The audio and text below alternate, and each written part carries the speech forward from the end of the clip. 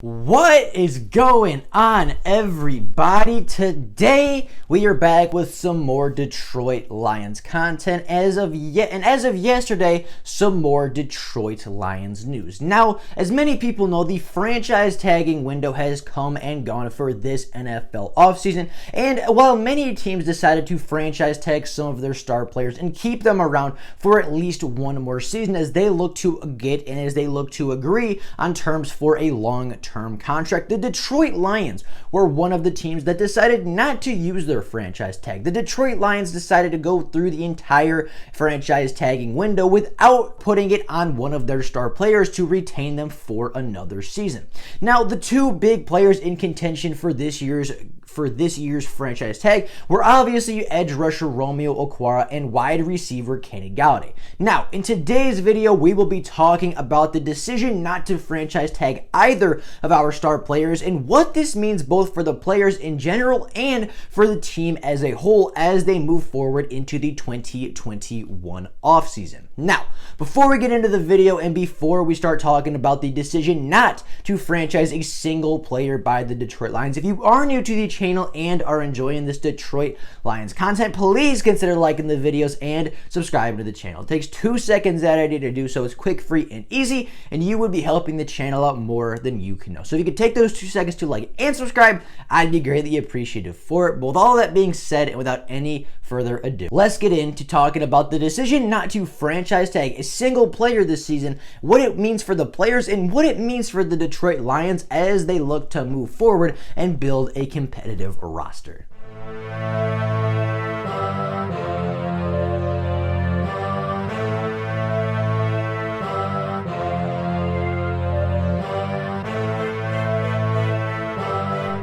Now, starting off with Kenny Golladay. Kenny Golladay was the real big name around the Detroit Lions, and just a few days ago, it was expected that the Detroit Lions were going to franchise tag Kenny Golladay, as reported on by people like Ian Rappaport, Tom Pelissero, and many other very credible NFL sources. Now, Kenny Golladay has been a very good and very productive wide receiver for the Detroit Lions, really, since they drafted him into the NFL. In his first 4 seasons of play, obviously, didn't play all 4 full seasons. However, in his first 4 seasons of play, Kenny Golladay on his career totaled 183 receptions for 3,068 receiving yards to go along with 21 receiving touchdowns. Now, Kenny Golladay has been our wide receiver 1 for a few years at this point and really was a star in the making. I mean, you could see it from his first preseason game as a Detroit Lion. He was going to be a star in the NFL, and a lot of people saw it coming immediately, and a lot of people knew that Kenny Golladay was going to develop and blossom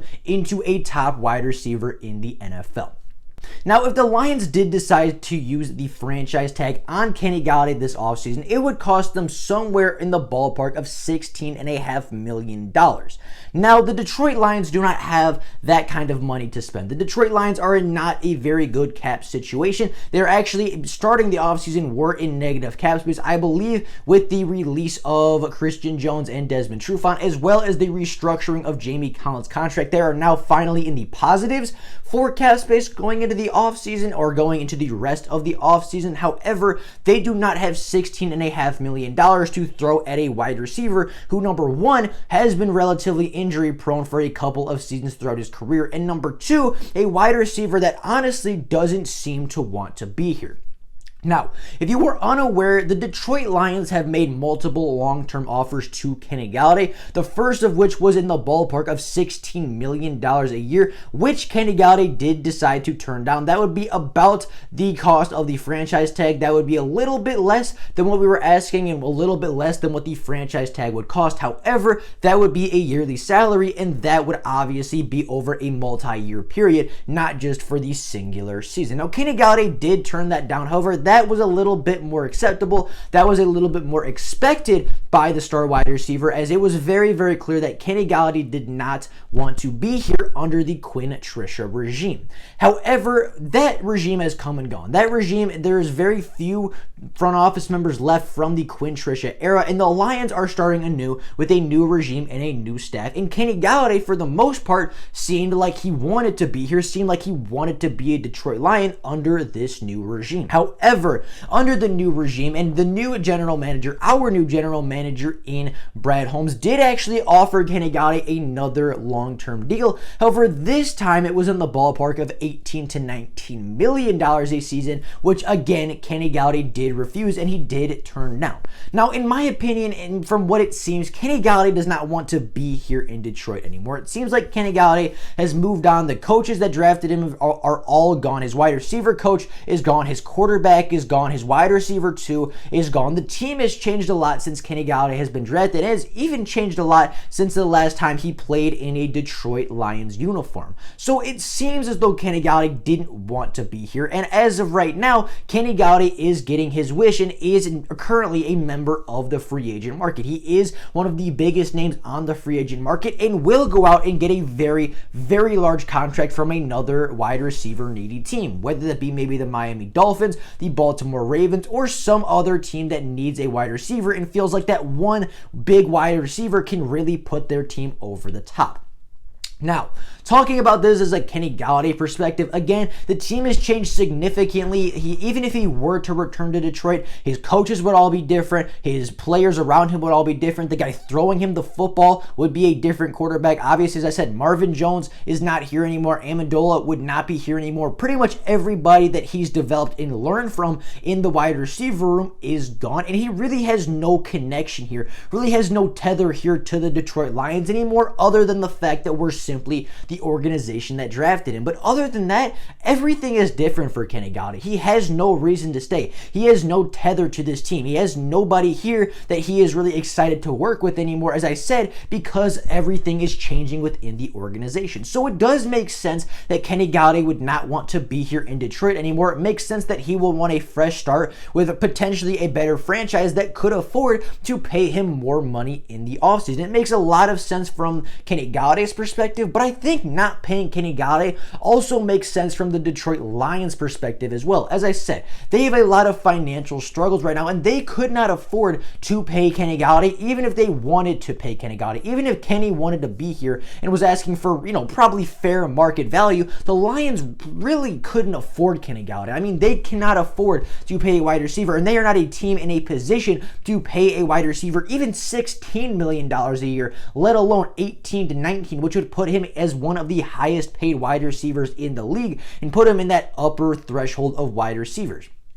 Now, as I said, Kenny Golladay is a very, very good wide receiver. Kenny Golladay is a top 10 wide receiver in my opinion. I know there's a lot of people that probably put him closer to that 15 range, that 10 to 15 range. I like to put him in top 10, but maybe that's a little bit biased. However, just because you are a very good receiver does not mean that Kenny Golladay has earned, nor does he deserve elite money from the Detroit Lions. And although I would love to see Kenny Golladay return, and although I will always be rooting for Kenny Golladay, whether he, somehow does come back to the Detroit Lions one day, or whether he goes to a division rival, I will always be rooting for Kenny Golladay to succeed, and I'm always going to be happy if he does end up getting his money, it does end up getting a ring, and does find a lot more success with another NFL franchise. However, when looking at it from the Lions perspective, and when looking from it from Kenny Galladay's perspective, from either side, it doesn't really make sense for him to come back to the Lions. The Lions couldn't afford it, and to be honest, Kenny Golladay doesn't want to be here. So from that standpoint and from that player, it didn't make sense to use the franchise tag on him, and honestly, it's going to suck to see Kenny Golladay walk, but I think it is the right thing for the Detroit Lions to do. Moving on to Romeo Okwara, the 25-year-old edge rusher for the Detroit Lions, and by far our most effective and our best defensive player a season ago. In the 2020 season, Romeo Okwara totaled 44 tackles for the Detroit Lions, having 11 tackles for loss, 18 quarterback hits, 10 sacks, sacks, 3 forced fumbles, 1 fumble recovery, and a safety. Now, the franchise tag for a defensive end is significantly higher than what it is for a wide receiver. And if we were to tag Romeo Okwara, it would have been in the ballpark of about $17.7 to $18 million once the cap and once the franchise tag had taken effect. Now, as I said, just very similar to Kenny Golladay, right? Romeo Okwara was a very good player for the Detroit Lions. Romeo Okwara by far saw his most success in the NFL with the Detroit Lions. I believe totaling over 19 and a half sacks over the previous 3 seasons alone, which is, 99% of his production in the NFL came for the Detroit Lions. However, just because you are a good and above average edge rusher, again, just very similar to Kenny Golladay, does not necessarily mean that you deserve or have earned elite money in the NFL. And while Romeo Okwara, I believe, will go somewhere and he will get a large enough contract to satisfy what he views as market value for himself, very similarly to the Kenny Golladay situation, they do not have the money to pay an above average edge rusher $17.7 million a year, especially when they're paying Trey Flowers that kind of money already, especially when they're paying Jamie Collins that kind of money already for the linebacker position. They already have a lot of bad contracts and very little cap space to do a lot of work with this offseason. So signing either of these players to the franchise tag didn't make a lot of sense financially for the Detroit Lions, and honestly, it didn't make a lot of sense for either player, as both of them could go to other organizations that would be very happy and very eager to acquire their talents, and they could not only afford to pay them more, but they would be willing to pay both of these players far more money than maybe they're even worth for the Lions. So, as I said, both of these players are likely not returning to the Detroit Lions. Now, while it is very true and very possible that the Lions work out a long-term deal with Romeo Okwara, which I am crossing my fingers. I really like Romeo as a player, and I think for the right price, I would love to have him back. I would love him and Trey Flowers pass rushing together and pass rushing on opposite sides for the right price, of course. But I'm not going to pay an above-average edge rusher who's capped out and whose best season came with just 10 sacks.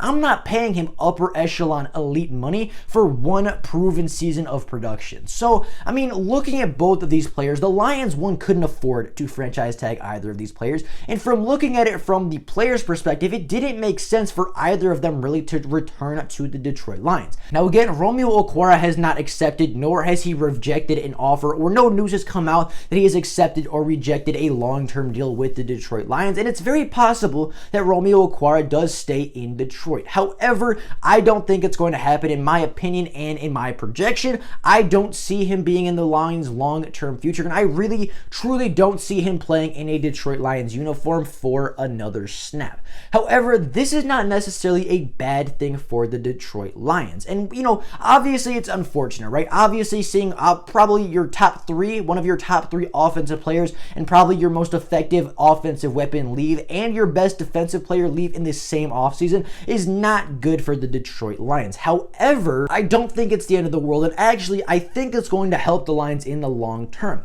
Now, Bob Quinn's biggest trouble being the GM, Bob Quinn's biggest downfall as the general manager was overpaying for talent, overpaying for average talent, paying average talent elite money, via obviously maybe Big V, or if you want to say Jamie Collins, or if you want to say Trey Flowers, or Justin Coleman, or a multitude of other players that came here for elite money and really didn't have anything other than average to above average production.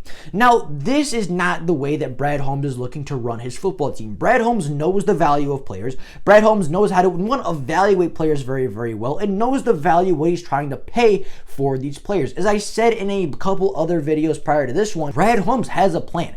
Brad Holmes very clearly has an idea of how he wants to build this team, but his plan also seems to be very flexible. Obviously, he'd like to have Kenny Golladay back, but he wasn't banking 100% that Kenny would be back. Same goes for Romeo Okwara or any other free agent in this free agent market. Brad Holmes is not going to overpay for talent when it's not warranted to overpay for. He's not going to pay Kenny Golladay big money if Kenny Golladay, one, doesn't want to be here, and if Kenny Golladay obviously is asking for too much money. The same goes for Romeo Okwara. He's not going to franchise tag an above average pass rusher to an elite money contract when honestly the Lions couldn't afford it anyway. This is going to suck for the Detroit Lions fan. It's going to suck to see our best defensive player and our best offensive weapon walk in the same offseason and get very little in return for either of them. However, this is a good sign for the Detroit Lions. This is a good sign for their future, and this tells me that, one, Brad Holmes does have a long-term plan. Brad Holmes does know exactly what he's doing as the general manager. Brad Holmes has confidence in himself and in his staff to be able to compensate, to be able to rebuild and replace the production that they got out of both Kenny and Romeo Okwara. And it tells me that he's not dumb. It tells me that he has the common sense to not overpay for talent. It tells me that he's not going to be overpaying for talent anytime soon. And it tells me that he is a step ahead of Bob Quinn already. Now, obviously, still has a long way to go, still has a lot of steps to take in the right direction. But from what I've seen from Brad Holmes so far, he knows the value of players. He knows what to expect out of his players. He knows how to get the talent back in the building. He has a very, very good plan. I can tell from the way that he is doing his business. He has a plan of how he wants to build this Lions team, and obviously has a flexible plan that is going to revolve around who is actually going to come back. So with all of that being said, that is all I got for you guys today. Again, the Detroit Lions decided to not use the franchise tag on either Kenny Golladay nor Romeo Okwara, and while this is going to suck to see both of these great talents leave the city of Detroit, one, I will always be rooting for both of them elsewhere, and wherever they end up going, I will be rooting for them as individuals. And two, this could actually be a very, very good sign of things to come for the Detroit Lions as far as how our general manager likes to do business and as far as how our general manager sees the building of this team. Now, with all of that being said, that is all I got for you guys today. Thank you all so very much for coming out, and thank you all so very much for watching the video. If there is actual Lions news, if somebody does get signed, released, or anything of the sort, I will obviously be back tomorrow with more Detroit Lions content. But until then, that's all I got for you guys right now. Thank you all so very much for watching the video, and of course, go Lions.